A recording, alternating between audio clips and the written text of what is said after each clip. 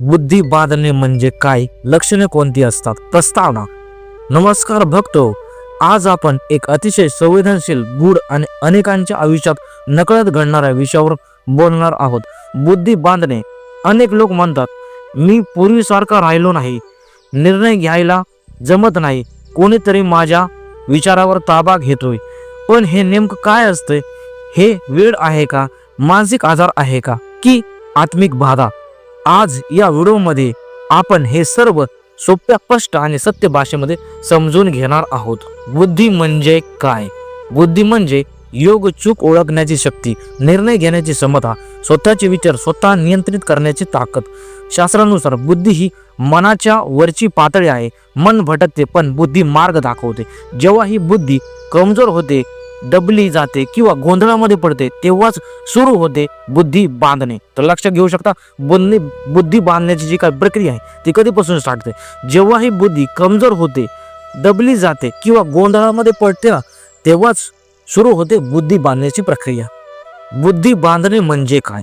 बुद्धी बांधणे म्हणजे माणूस स्वतःचे विचार, निर्णय आणि कृती यावर नियंत्रण गमावू लागतो. यामागे 3 कारणे असू शकतात. एक असतं मानसिक, दुसरं असतं आध्यात्मिक, तिसरं असतं नकारात्मक ऊर्जा, करणी आणि दृष्ट. नाथ संप्रदायामध्ये सांगितलं आहे, जिथे बुद्धी हरवते तेथे संकट आपोआप येतात. बुद्धी बांधण्याची प्रमुख लक्षण. आता सर्वात महत्वाचा बाब, बुद्धी बांधण्याचे स्पष्ट लक्षण. त्यातील पहिला आहे चुकीचे निर्णय घेणे, सतत नुकसान होणारे निर्णय, योग्य सल्ला मिळू नये, उलट वागणे, स्वतःच्याच पायावर कुऱ्हाड मारून गेले. हे पहिले या ठिकाणी बघू शकता तुम्ही, चुकीचे निर्णय या ठिकाणी घेऊ लागतात ज्यावेळेस तुमची बुद्धी बांधणी होते. हा महत्वाचा निर्णय या ठिकाणी घेऊ शकता तुम्ही, की चुकीचे निर्णय या ठिकाणी तुम्ही घ्यायचे नाहीत. बुद्धी बांधल्यानंतर ही प्रक्रिया होते. तर पहिली प्रक्रिया काय होते? चुकीचे निर्णय तुम्ही घेऊ लागतात.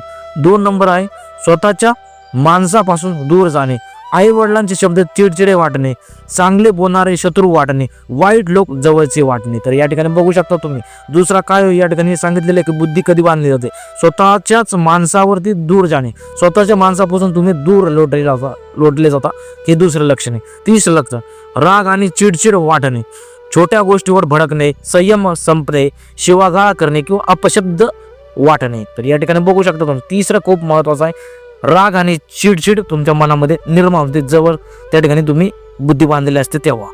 4 नंबर, विचारावर ताबा नसणे, नको ते विचार येणे, झोपताना भीती वाटणे, डोक्यात सतत गोगाट होणे.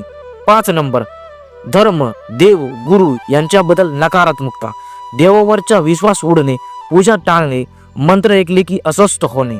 6 नंबर, एकांताची भीती किंवा अति एकांत, लोकांपासून पळणे किंवा सतत एकटं बसू लागणे किंवा राहणे किंवा कोणाशी बोलवेसे न वाटणे. तर या ठिकाणी बघू शकता तुम्ही, एकांतामध्ये भीती वाटणे किंवा एकांत त्या ठिकाणी तुम्हाला निर्माण होऊ शकतो. तुम्ही या ठिकाणी एकांतामध्ये राहू शकता किंवा एकटं राहू शकता. 7 नंबर, स्वप्नामध्ये विचित्र अनुभव येणे, भीतीदायक स्वप्न, कोणी हाक मारल्यास असल्याचा भास त्या ठिकाणी निर्माण होतो, झोपेत डचकन उठणे. 8 नंबर, शरीर ठीक पण मन अस्वस्थ होणे, डॉक्टर म्हणतात सर्व ठीक आहे पण आतून अस्वस्थता, डोकं जड वाढल्यासारखं या ठिकाणी होऊ शकतं. तर हे लक्षणे तुम्ही या ठिकाणी बघू शकता. कोणकोणते लक्षणे महत्वाचे आहे? पहिला या ठिकाणी बघू शकता, बुद्धी बांधण्याचे प्रमुख लक्षणे. नीट ऐका, कोणकोणते असते बुद्धी ज्यावेळेस बांधलेले असते आपले त्यावेळेस कोणकोणती लक्षणे तुम्हाला आढळू शकतात. त्यातील पहिलं लक्षण आहे तुम्ही चुकीचे निर्णय घेऊ लागता. दुसरं लक्षण आहे स्वतःच्या मनापासून किंवा स्वतःच्या माणसापासून तुम्ही दूर लोटले जाता. 3 नंबर आहे सतत चिडचिड होते, राग तुम्हाला येऊ शकतो. 4 नंबर आहे विचारावरती तुमचा ताबा या ठिकाणी राहत नाही, खूप इम्पॉर्टंट आहे. 5 नंबर आहे धर्म, देव, गुरु यांच्याबद्दल नकारात्मकता तुमच्या मनामध्ये राहते. 6 नंबर आहे एकांतामध्ये भीती वाटते किंवा एकांत तुम्हाला या ठिकाणी राहूशे वाटतं. 7 नंबर आहे स्वप्नामध्ये विचित्र अनुभव या ठिकाणी येऊ लागतं. 8 नंबर आहे शरीर ठीक पण मन अस्वस्थता तुम्हाला जाणवतं. शरीर ठीक असतं पण मन या ठिकाणी अस्वस्थता तुम्हाला जाणवू लागतं. हे लक्षणं असतात जर तुमची बुद्धी कोणी बांधलेली असेल तर. बुद्धी बांधली की माणूस काय चुकतो? बुद्धी बांधली की माणूस चांगल्या संधी गमावतो, चुकीच्या लोकांवरती विश्वास ठेवतो आणि आयुष्यामध्ये नुकसान स्वतःच करतो. आयुष्यातलं नुकसान स्वतःच करतो. नाथ बाबा म्हणतात शत्रू बाहेरचा नसतो, बुद्धी हरवली की माणूस स्वतः शत्रू बनवू शकतो.